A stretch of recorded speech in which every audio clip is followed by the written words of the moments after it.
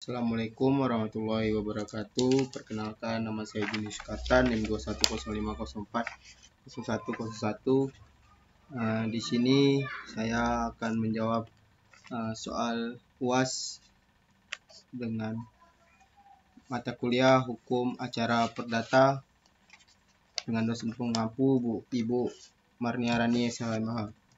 Baik, di sini pertanyaan nomor 1 itu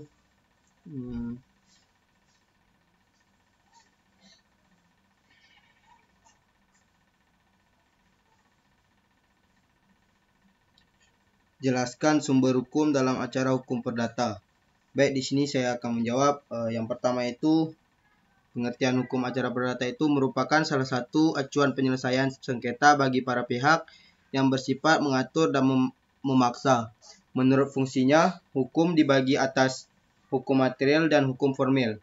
Hukum acara perdata itu adalah hukum formal, yaitu hukum yang mengatur tentang tata cara atau beracara perdata ke pengadilan. Di situ ada sumber-sumber hukum. Sumber-sumber hukum itu terbagi menjadi beberapa. Yang pertama itu HIR. HIR ini dibagi dua, yaitu bagian hukum acara pidana dan acara perdata, yang diperuntukkan untuk golongan bumi putra dan timur asing di Jawa, Madura, untuk perkara di muka lendarat. Bagian acara pidana dari pasal 1 sampai dengan pasal 114 dan pasal 286 sampai dengan pasal 371. Bagian acara perdata itu dari pasal 115 sampai dengan 245, sedangkan title ke-15 yang adalah peraturan rupa-rupa, yaitu pasal 372 sampai 394. Yang kedua itu ada RRG. RRG itu ditetapkan dalam pasal 2 Ordinasi 11 Mei 1927, adalah pengganti berbagai peraturan yang berupa rejelimen yang tersebut dan berlaku hanya dalam satu daerah tertentu saja. Yang ketiga itu RV. RV ini adalah rejelimen yang berisi ketentuan-ketentuan hukum acara perdata yang berlaku khusus untuk golongan Eropa yang dipersamakan dengan mereka untuk berperkara di muka Writ van Justitel and Resident Gates. Yang keempat itu BW. BW itu Kitab Undang-Undang Hukum Perdata. Walaupun sebagai kodifikasi hukum perdata material, namun juga menurut hukum acara perdata, terutama dalam buku 4 tentang pembuktian dan daluarsa, pasal 1865 sampai dengan pasal 1993. Selain itu, terdapat juga pasal buku 1 misalnya tentang tempat tinggal atau domisili pada pasal 17 sampai dengan pasal 533, pasal 535, pasal 1244 dan pasal 1366. Yang kelima itu Wetboek dan Komprehendel atau WVK, dikenal juga sebagai Kitab Undang-Undang Hukum Dagang. Meski berbagai kodifikasi hukum perdata material, namun di dalamnya ada beberapa pasal yang memuat ketentuan hukum acara perdata. Misalnya di pasal 7, ada di pasal 8, ada pasal 9, pasal 22, pasal 23, pasal 32, pasal 255, pasal 258, pasal 272, pasal 273, pasal 274, dan pasal 275. Baik, itu adalah jawaban nomor 1. Dan nomor 2 itu, sebutkan dan jelaskan asas hukum acara perdata. Asas-asas hukum acara perdata itu dibagi menjadi beberapa. Yang pertama itu asas keadilan, menjamin keadilan bagi semua pihak yang terlibat dalam proses hukum perdata. Yang kedua itu asas keterbukaan, memberikan akses terbuka kepada pihak-pihak yang terlibat dalam proses hukum perdata, hukum menyampaikan argumennya secara adil. Yang ketiga itu asas kesetaraan, menjamin perilaku yang sama di hadapan hukum bagi semua pihak tanpa diskriminasi. Yang keempat itu asas pemeriksaan dan persidangan terbuka. Di situ memberikan hak bagi pihak-pihak yang terlibat dalam proses hukum acara perdata untuk mengajukan bukti dan argumen di hadapan pengadilan secara terbuka dan dapat dipertanyakan. Yang kelima itu ada asas pencari kebenaran. Di situ mengedepankan upaya mencari kebenaran berdasarkan bukti yang sah. Yang keenam itu ada asas tertulis. Di situ menjelaskan tentang bahwa semua proses hukum itu harus dibuat secara tertulis dan didokumentasikan dengan baik. Yang ketujuh itu asas tanggung jawab. Di situ menjelaskan bahwa setiap orang bertanggung jawab atas tindakan atau kelalaiannya. Baik, di situ adalah jawaban nomor 2 dan selanjutnya saya akan menjawab pertanyaan nomor 3, yaitu apa yang harus dimuat dalam membuat surat gugatan dalam acara perdata. Di sini saya akan menjawab dalam membuat surat gugatan dalam acara perdata itu ada hal-hal yang harus dimuat antara lain. Di sini ada 7. Yang pertama itu identitas lengkap penggugat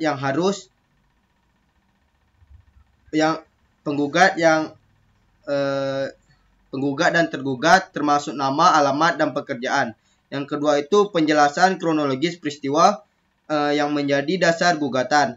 Yang ketiga itu permohonan kepada pengadilan untuk mengabulkan gugatan dan memutuskan perkara itu sesuai dengan tuntutan penggugat. Yang selanjutnya itu alasan hukum yang mendasari tuntutan penggugat. Yang selanjutnya jumlah tuntutan ganti rugi atau tuntutan lain yang diajukan oleh penggugat. Yang selanjutnya, yang terakhir, bukti-bukti pendukung yang relevan dengan tuntutan penggugat.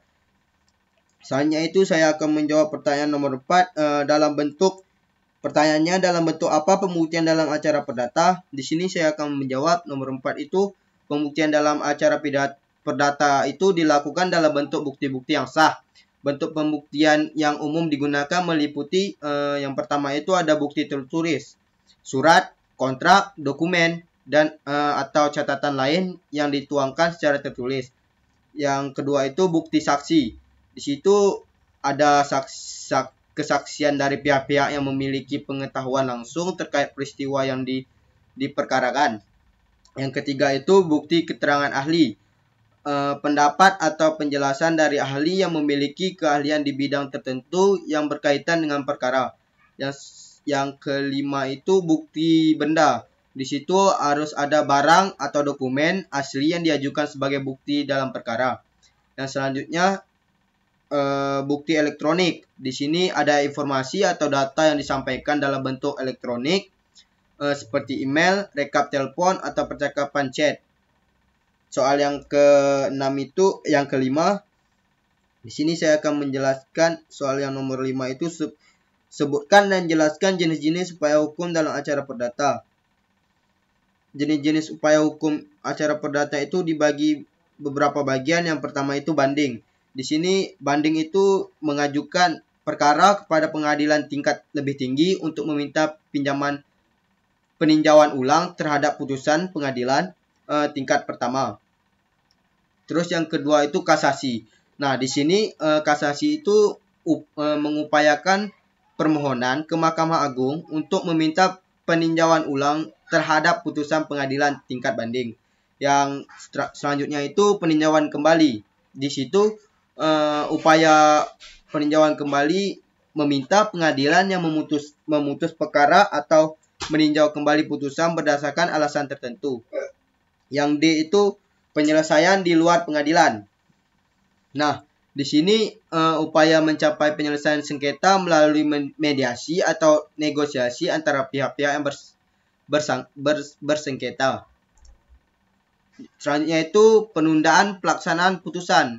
Di sini ada upaya untuk menunda pelaksanaan putusan pengadilan sementara menunggu hasil upaya hukum lainnya. Dan itu adalah jawaban nomor 5, dan selanjutnya itu pertanyaan nomor 6.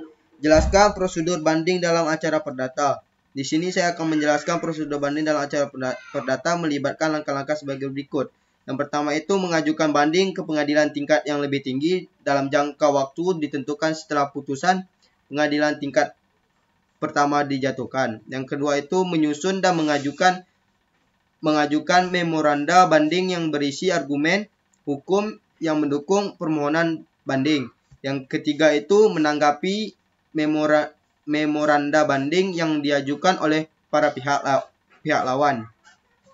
Dan selanjutnya itu melakukan pemeriksaan ulang atas fakta hukum perkara oleh pengadilan tingkat banding.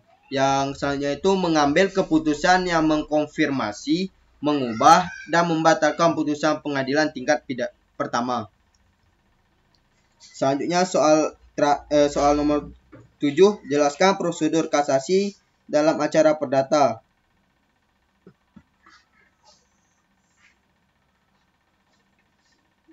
Prosedur kasasi dalam acara perdata itu melibatkan langkah-langkah sebagai berikut. Yang pertama itu mengajukan permohonan kasasi ke Mahkamah Agung dalam jangka waktu yang ditentukan setelah putusan pengadilan tingkat banding itu dijatuhkan. Yang kedua itu mengajukan